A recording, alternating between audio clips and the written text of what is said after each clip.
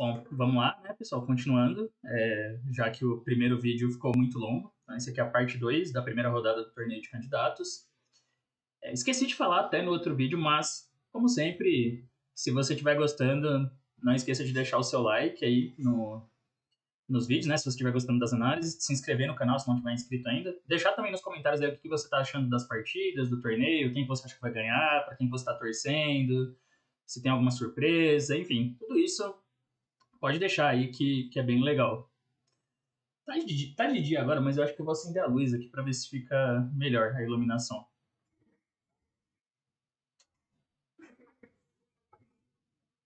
Bom, melhorou levemente, não é lá essas coisas, mas tudo bem. Nós vimos no primeiro vídeo as partidas que foram as mais curtas da rodada, Abassov Nepo e Gukesh Vidit. Agora vamos ver as duas que tiveram um pouco mais de ação, bem mais ação, na verdade. Vou começar com essa Firouzja e Prag, dois jovens talentos aí, né? Que essa foi a que eu entendi menos, assim, essa partida para mim foi super difícil de compreender. Como eu falei no primeiro vídeo já, eu não fiz análises profundas sobre as partidas nem nada, tá? Apesar que o primeiro eu gravei ontem à noite, esse eu tô gravando de dia, mas eu não tive muito tempo de ver as partidas, então só dei uma passada e vou tentar dar algumas impressões também, explicar um pouco, né, das partidas. Então aqui o Firuz já jogou E4. As duas partidas que a gente viu ontem, que a gente viu no primeiro vídeo foram peão-dama, né? Mas as duas que nós vamos ver agora foram peão-rei. Então o Firuz jogou E4. Prag mandou E5, cavalo F3, cavalo C6, bispo B5, a gente tem uma Ruy Lopes, bem popular, né? A6, bispo A4, roque, cavalo F6, roque, e aqui o Prag joga cavalo por E4, que é a famosa variante da Ruy Lopes aberta. Tem várias linhas de Ruy Lopes, claro, né? Bispo E7 é o mais jogado, tem B5 e bispo C5, que é arcanjo, tem, bom, muitas linhas mesmo. Cavalo por E4 é a Ruy Lopes aberta, e é possível que essa tenha sido a abertura que o Prag preparou para candidatos. Eu poderia aproveitar para falar, eu já falei também no primeiro vídeo, mas seguindo, assim, explicando um pouco sobre a preparação para esse tipo de torneios, né? Para esse tipo de torneio, que aberturas que eles escolhem. Eu acho que, assim, em geral, esses jogadores eles preferem escolher as aberturas mais sólidas possíveis contra, né, assim, de pretas, principalmente. Porque como é um torneio muito longo e você joga metade das partidas de pretas, o empate tende a ser um bom resultado. É claro que pode chegar uma situação lá na reta final, assim, tipo, últimas 2 rodadas, e o cara precisa ganhar de pretas, e aí ele tem que ter algumas aberturas para precisar arriscar. Ou, por exemplo, ele vai jogar de pretas contra o Abassov, que é o menor rating do torneio, e ele quer arriscar um pouco. Então, eles têm, eu acho, assim, algumas linhas que são para tentar desequilibrar um pouco mais, mas, em geral, eles buscam aberturas sólidas de pretas, principalmente no começo do torneio, que o ideal é matar assim mesmo o jogo, né? Se não dá chance do adversário te encaixar uma preparação e de ter muita vantagem. Então a gente viu no primeiro vídeo o Nepo jogando ortodoxa, que é uma defesa extremamente sólida contra peão-dama, e o Vidit jogando a Tarrash, que também é muito sólida, principalmente hoje em dia, com várias ideias descobertas aí pela Dubov, análises de computador também, e como eu até comentei aqui, eu analisei umas posições da Tarrash e achei muito sólida para as pretas mesmo. Então eles escolhem aberturas o mais seguras possível. E a Ruy Lopes aberta, ela leva para umas posições desequilibradas, mas eu acho que ela entra muito nesse grupo de aberturas que são boas para esse tipo de torneio, onde você está satisfeito em geral com o empate, porque ela tem um caráter muito concreto, muito forçado, tá? Em comparação com outras linhas da Ruy Lopes, por exemplo, vamos supor que aqui o Prag jogasse bispo E7, que é o normal, e o Firuz já faz D3. Uma linha super sólida e super interessante. Ele já está ameaçando tomar em C6 e tomar em E5. Aí pode seguir B5, bispo B3, roque. E agora ele faz, digamos, C3, alguma coisa assim. Isso leva àquele jogo típico de manobras da Ruy Lopes, né? Aquela luta estratégica, onde os dois lados tentam aproveitar as sutilezas, tentam criar planos lentos, posicionais e tal. Tudo bem.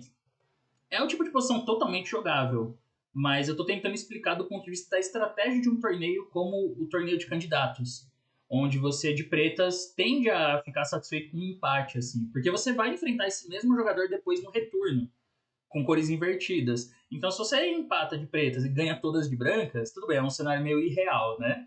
Mas seria a estratégia perfeita. Então, eu acho que eles pensam muito dessa forma no sentido de segurança primeiro, com as pretas.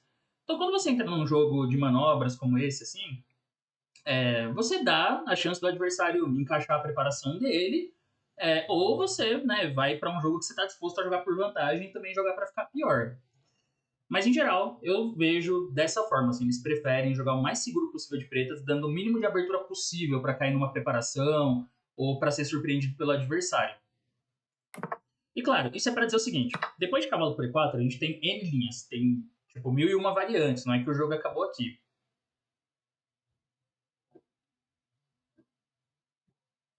Mas do pouco que eu conheço, a Rui Lopes aberta é uma abertura que tem um caráter muito forçante. As linhas são muito diretas, assim.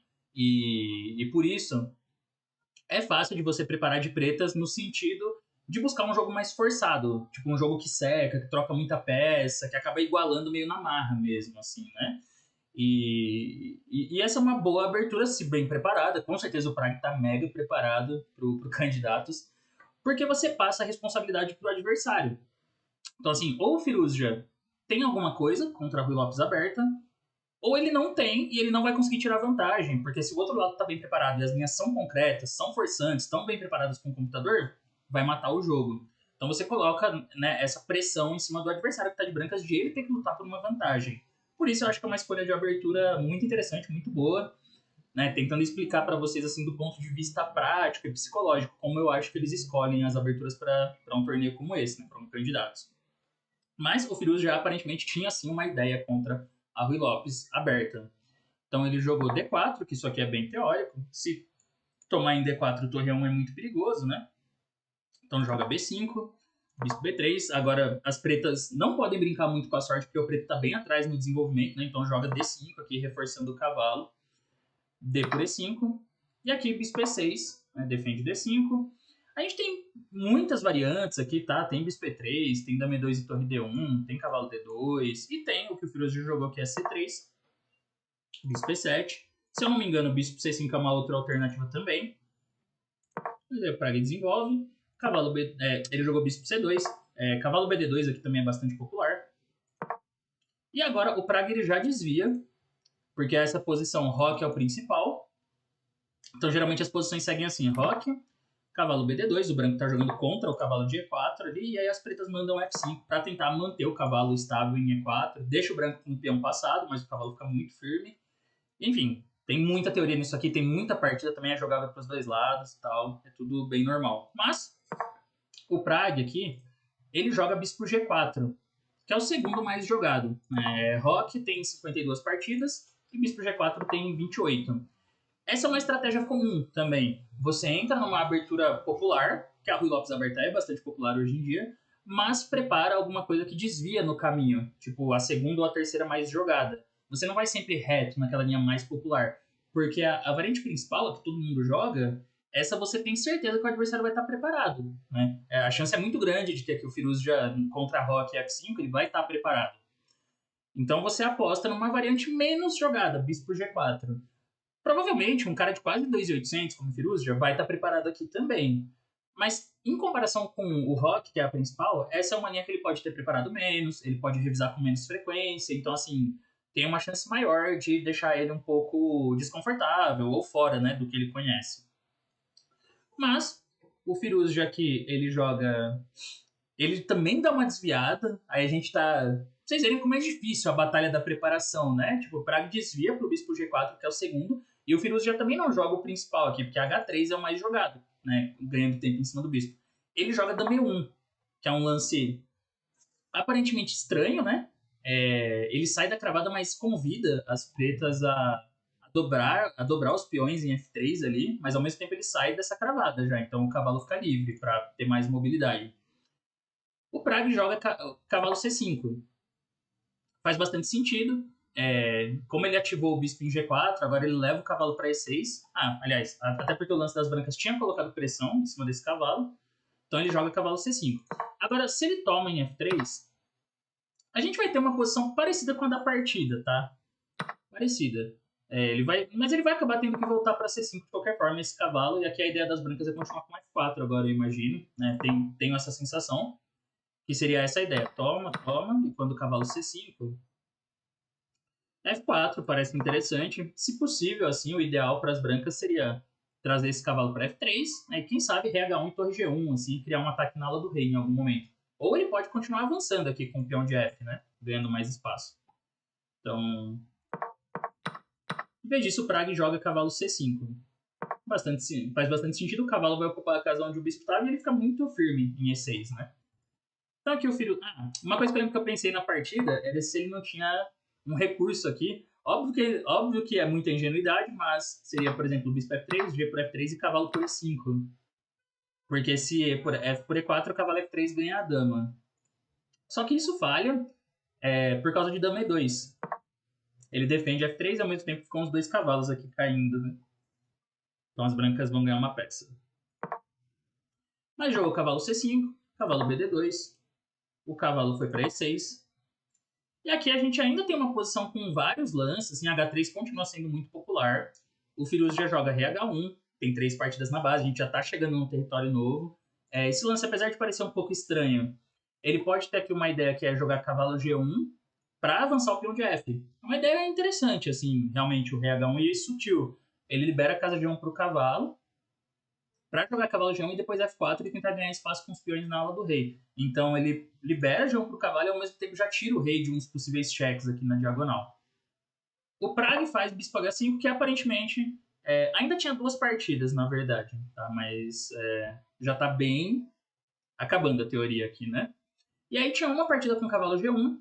Eu acho que esse recuo do bispo, explicando aqui, ele é bem natural, porque ele está querendo jogar bispo G6 para trocar os bispos de casas brancas, e se bispo toma G6, ele vai tomar com o peão de H abrindo a torre.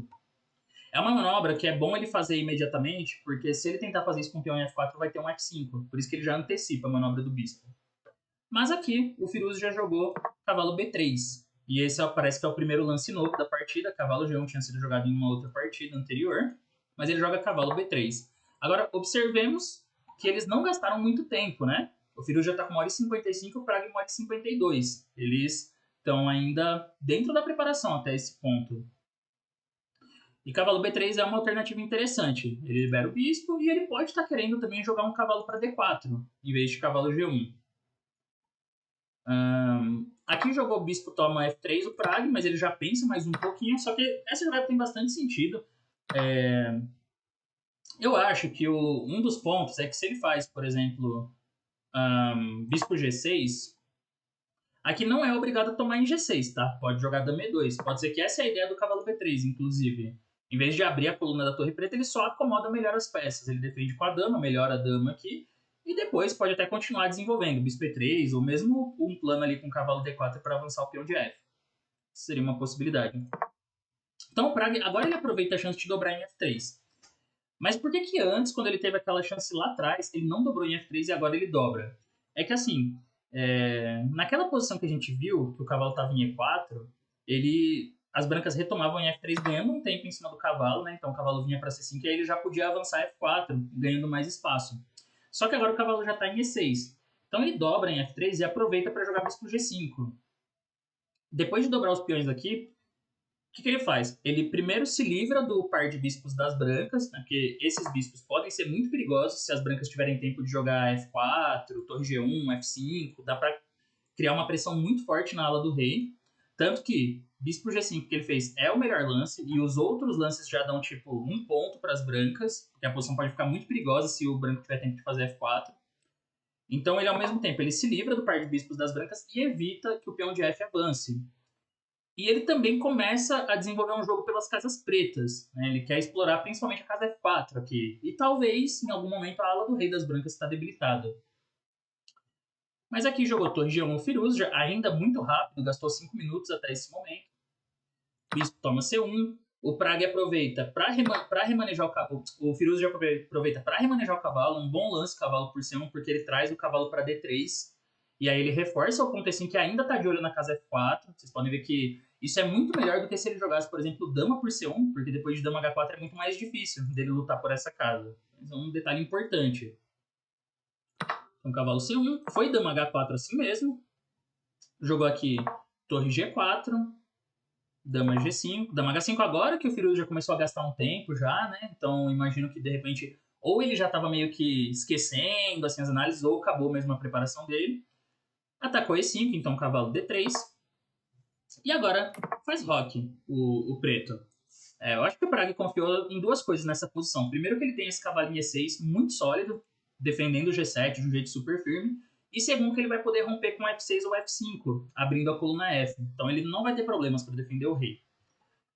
Jogou Dama E2 aqui o Firuz, já que aparentemente foi uma imprecisão. Tá? O computador dá que Dama E3 era o melhor lance. A ideia dele, eu acho que com a Dama E3 é que depois dá para triplicar aqui, porque a variante segue assim, a principal F5, daí E por F6, torre por F6, torre A G1, G6, e ele dá F4 aqui, com a vantagem de que depois dá para jogar Dama G3, e quem sabe torre H4 é uma ideia. Então essa é uma diferença importante, assim, sutil, mas bem importante no posicionamento das peças das brancas. E o computador, o computador enxerga tudo, né? É fogo. Mas ele dá também uma manobra aqui em algum momento com o bispo D1, para de repente criar umas ideias em cima da dama das pretas, que vai ficar desconfortável em H5, o bispo pode vir para F3. Então ele acha muitos planos interessantes aqui nessa posição. O Firuz, eu imagino que ele percebeu o F6 ou F5 chegando e ele decidiu jogar dama E2, né? Só que a gente vê que dama E2 já baixa aqui, né? Tava 0,5 para as brancas, já baixa para 0,0, porque ele não vai ter como melhorar a dama depois, passando ela para a ala do rei. Então aqui o Prague fez F5. Tem que tomar em F6. Pode parecer à primeira vista que não faz muita diferença, que daria para deixar a posição fechada. Só que o problema é que se faz um lance do tipo, não sei, torre G3, agora as peças brancas perdem todo o potencial. Todo o potencial. Por exemplo, o bispo está bloqueado pelo peão de F. O cavalo não tem casas boas, ele está dominado. E as torres não estão fazendo nada, porque elas batem na pedra ali em G7, né? Tá muito bem defendido. Então, nesse momento, as pretas já podem começar a trabalhar a posição para jogar por vantagem. Ele pode tentar passar um cavalo aqui para G6, ou ele pode jogar F4 mesmo e liberar a casa F5 para em algum momento atacar o peão de E5. Ele pode jogar lances como Rei H8, torre de A8, preparar para pressionar E5. Então isso já dá um jogo mais confortável para as brancas. Por isso, parece um pouco arriscado ativar as peças pretas, mas ao mesmo tempo a abertura de linhas favorece as peças brancas também, né? Ele precisa de atividade para as peças. Então foi torre toma, jogou aqui F4, cria essa ameaça de torre por G7, que na verdade não existe, né? Porque ele está tomando de cavalo defendendo a dama, então não tem ataque descoberto. Mas é um lance interessante, porque às vezes ele pode querer jogar F5 para tentar desalojar o cavalo de E6 ou o cavalo E5. Então ele apoia essas duas ideias. Aqui foi torre H6, bem natural. O computador preferia cavalo E7, ele preferia primeiro trazer esse cavalo para F5 ou para G6, que é uma manobra bem comum, assim, bem boa também, parece bem legal. Mas eu acho que torre H6 do Praga é natural. Ele ganha tempo ameaçando o mate em H2 e já vai trazer outra torre para a coluna F também. Então jogou F3 o Firuz, já defendeu com a dama. Torre F8. Aqui ele joga dama F2, melhora um pouquinho a dama. Talvez ele tá querendo levar a dama para G3, mas também tá de olho em algumas casas pretas ali. Jogou torre de F, F6. O Praga ele segue tentando colocar mais pressão na ala do rei, né? Ele pode querer depois jogar cavalo E7, cavalo F5, ou cavalo E7, cavalo G6, ou torre de F, G6. Aqui fez torre E1, jogou dama F7, esse foi um bom reagrupamento. É bem interessante o jeito que ele joga, que é bem lógico. Ele aumenta a pressão em F4, e ao mesmo tempo ele pode, às vezes, também jogar assim, torre H5 e torre de F, H6, ou torre H5 e torre de H, F5. Então ele tem essas duas possibilidades para colocar mais pressão no campo das brancas. O Firuz já joga aqui dama G3. A gente vê que o computador começa a gostar do preto, porque ele acha que a posição das pretas estabilizou legal e já está começando a explorar alguns pontos fracos no campo das brancas, mas não é tão simples, tá? Essa posição ela tem muito dinamismo, assim. Ao mesmo tempo que as pretas estão bem organizadas, as brancas têm as peças pressionando as linhas abertas. Tem ideias como cavalo E5, como F5 às vezes, então tem que tomar bastante cuidado, né? É o tipo de posição que é muito traiçoeira de você confiar na avaliação do computador, porque às vezes está por um fio para os dois lados, assim. Às vezes tanto as brancas como as pretas só precisam fazer um deslize, assim, para a posição sair totalmente do controle. Mas o Prague seguiu bem com torre H5, ainda é o lance certo. Ele pode ter aquela ideia que eu falei de aumentar a pressão em F4 com torre de F H5, mas ele pode também jogar torre de F H6 e aumentar a pressão em H2. E de modo geral, a torre aqui está vigiando a casa E5 também, então ajuda. O Firuz já aqui manda A4. Parece que não tem sentido nenhum, né, jogar lá do outro lado, mas é uma coisa meio comum nessas posições. Assim, por enquanto, o branco tem tudo bem defendido, então ele não, né, ele tá mantendo o controle da posição e ele tenta criar uma tensão do outro lado para abrir a coluna A, para debilitar, né, a estrutura das pretas, algo do tipo. As pretas seguem com torre de FH6, ataca H2 e o Firuz já joga torre 2 aqui, que eu acho que é um lance firme. O computador sugere H4, mas para mim essa jogada é muito estranha, né? Eu nem consegui entender direito, por exemplo, por que aqui dama F6 não é um lance bom. Não consegui entender mesmo. Agora o computador mostra que é por causa de F5. Mas assim, pra mim é mega confuso isso aqui. Tem que ter muita certeza que vai dar certo, né? Porque tá caindo H4 com cheque. Então já, pra mim é muito estranho. Em vez disso, ele gosta, depois de H4, de cavalo E7. Ameaça cavalo F5. Assim, eu acho que esse lance ele é muito difícil de fazer na prática, tá? Tipo, H4. Porque, cara, por exemplo, aqui, se não jogar cavalo E5, o branco tá perdido já. Tá totalmente perdido. Tá dando mais de um ponto já pras pretas. E aí, isso só funciona porque joga cavalo E5. Olha essa análise. Dama F6. Cavalo D7. Se dama F7 vai repetir. Então joga torre por H4. E aí, rei G2. Quando torre H2, tem que acertar dama por H2. Torre H2, rei H2. Dama F7. Cavalo E5, e aí ou repete essa posição, ou dama H5, rei G1, é super confuso ainda. Enfim, H4 pra mim é muito lance de máquina. Eu prefiro torre 2, porque o que o Firuzo já fez, pra mim é muito mais natural. E agora a gente vai chegar num momento, assim, eu tava falando dos tempos, mas eu nem fui prestando atenção. Agora eles já estão com bem pouco tempo, né? O Firuzo já tem 5 minutos, o Praga tem 19, e a gente tá na jogada 28. Então eles precisam acertar ainda 12 lances para chegar no 40. Ou seja, a coisa foi ficando muito tensa nesse momento na transmissão. Porque o Praga jogou torre H3, que é um lance que aparentemente não é o mais preciso. Torre F6 era melhor, mantendo o controle. Mas enfim, torre H3. Aí veio dama E1, colocando pressão na coluna E, apesar que o cavalo está protegido pela torre. E aí o Praga joga torre por F3. Esse lance poderia colocar ele em muitas dificuldades, colocou inclusive, na verdade. Mas o certo aqui, aparentemente, era uma jogada, cara, difícil. Rei F8. Um lance para você fazer com 16 minutos no relógio, eu acho difícil, porque tem que ter muito sangue frio e até o computador muda de ideia aqui depois, né? E depois muda de novo. Por isso que eu não gosto de ver essas partidas com o computador ligado. Ele não aprofunda o suficiente, por isso que ele fica mudando de ideia.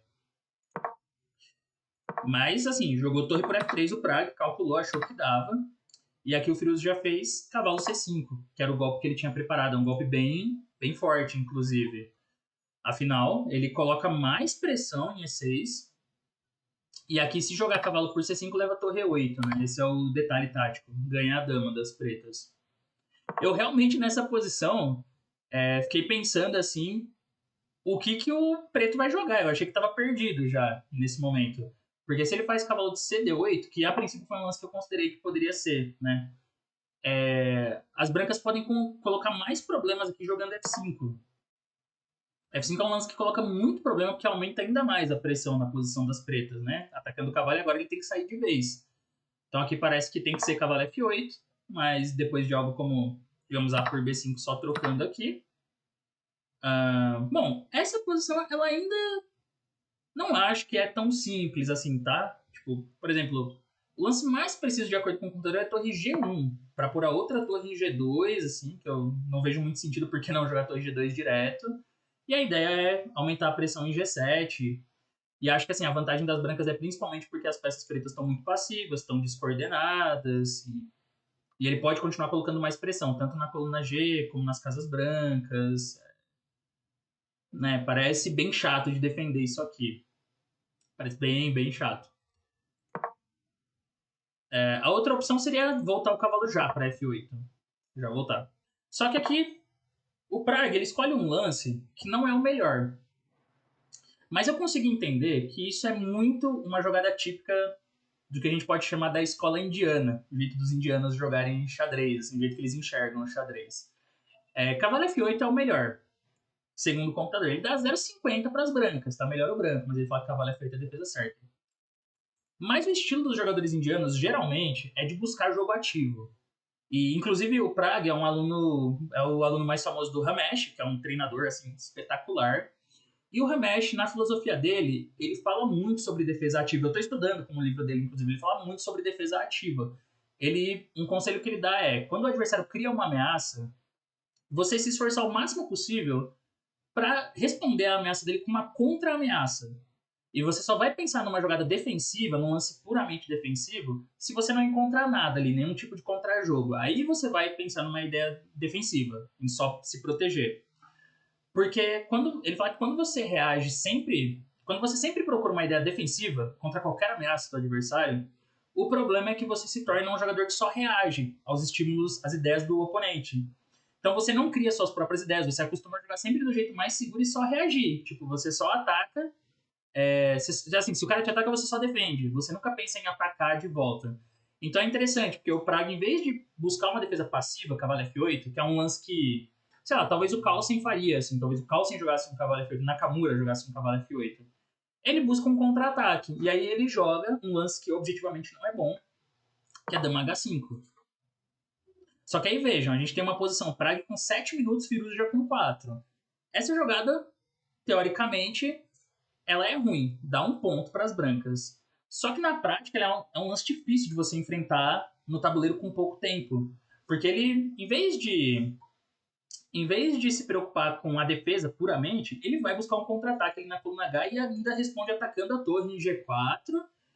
E assim, ele libera a casa F7 pro rei ainda. Então, tipo, não dá tempo de jogar, digamos, torre G1. Porque agora, ó, tá vendo como a barrinha despencou completamente? Não é por causa de cavalo C5, eu imagino. Não, o cavalo C5 também serve, tá ganho. Esse aqui tá 4 pontos de vantagem. Mas ele dava, inclusive, até cavalo toma F4, que ele achava até melhor. Ou torre H3 também, né? Aumenta a pressão em H2. Então não dá pra simplesmente tirar a torre. O Firuz, já com pouco tempo, ele faz cavalo por E6. Só que esse lance agora leva a um empate, que eu acho que o Praga calculou muito bem. A jogada certa, a melhor jogada pra ele, era a torre de EG2. Era defender a torre aumentando a pressão em G7. Não é um lance fácil, assim, na minha opinião, não é um lance óbvio, tá? Que vendo com o computador tudo é óbvio, e vendo em casa também, mas para você fazer com 4 minutos, aí eu não acho. Mas, tipo assim, é uma jogada que colocaria uma pressão absurda, uma pressão imensa em cima das pretas, tá? Porque a defesa agora ela é bem difícil. Para começar, vamos ver o que acontece se o Praga continuasse seguindo a filosofia do Ramesh. Vou continuar jogando pelo contra-ataque. Então ele faz torre H3, que ele quer aumentar a pressão em H2. Nesse caso, a ideia de triplicar na coluna G, ela não vai dar tão certo, tá? Por causa de uma linha interessante aqui, que é dama por G4. Isso aqui eu tô vendo com a ajuda do computador, tá, pessoal? Não tô calculando tudo isso, não. Torre por G4, torre H2, dama H2, torre H2, H2, cavalo por C5. Final, melhor para as brancas. Deve ganhar com técnica boa, vai. Mas o preto tem... Os peões estão acabando depois de A por B5. Então, assim, tem chance, eu acho, das pretas se salvarem. Talvez. Então isso já daria um pouco de chance. Mas é que tem um arremate muito bonito. Só que tão bonito quanto... assim, ele é difícil... Ele é... Tanto quanto é bonito, é difícil também. Eu acho que não é tão óbvio. Dama por E6. Um belo sacrifício, eliminando a defesa de G7. Torre por E6, torre por G7. Não pode pôr o rei em H8 que leva mate, rei F8. E aí joga cavalo por E6, rei E8. Cavalo por C7, pega mais um peão, rei D8. Cavalo volta para E6. Se o rei vai para E8, para C8, leva torre C7, torre G8, vai dar mate isso aqui. Então ele volta para E8. Só que agora vem torre por H7. E impressionantemente essa dama não tem casas. Quer dizer, tem casa, né? Tem F3, só que aí leva bispo G6 mate.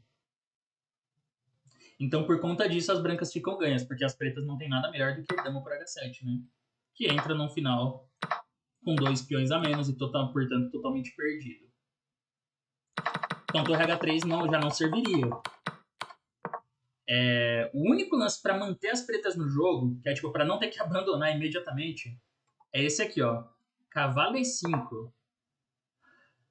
Só que de primeira, nem nem dá pra entender direito porque que isso é bom. Tá dando uma peça, né, na verdade. O detalhe é que aqui segue F por E5 e agora tem um outro lance muito bizarro que é dama F7. Ameaçando torre F1. E o cavalo tá caindo ali em C5, né? Então as brancas defendem com o bispo D3. Aí segue cavalo C5, torre por G7, dama por G7, torre por G7. Ele dá dama G1, que pra mim é mega refinado. Mas vamos dizer, torre por G7, rei G7 e dama G1, rei F7, dama por C5, torre por D3. Essa posição, assim, tem cara de que é um final melhor para as brancas. Eu não sei se é totalmente ganho já, tá? Porque tem um contrajogo aqui com as duas torres chegando também. Mas era uma possibilidade. Agora, é interessante a gente perceber do ponto de vista prático que, assim, o dama H5, ele é um lance... Por isso que eu, como eu sempre falo, não gosto de ver com o computador ligado essas coisas. Porque a gente vê que o computador ele fala que o dama H5 é ruim. Mas ele coloca problemas práticos para o adversário resolver com 4 minutos que não são nada óbvios mesmo para um jogador dessa força, um cara de 2.760.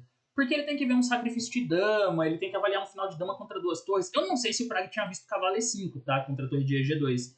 Pode ser que sim, não vou duvidar. Mas pode ser que não, pode ser que torre de G2 e aí seria o contrário. Ele que ia estar contra as cordas ali, né? Pra se salvar. E podia dar muito errado, com certeza, ele podia perder. Mas na prática funcionou muito bem, porque aqui o Firuz já, né, provavelmente ele não estava esperando esse dama H5, ele não percebeu esse contra-ataque, e aí ele jogou cavalo por E6, só que a vantagem já cai para zero. Por quê?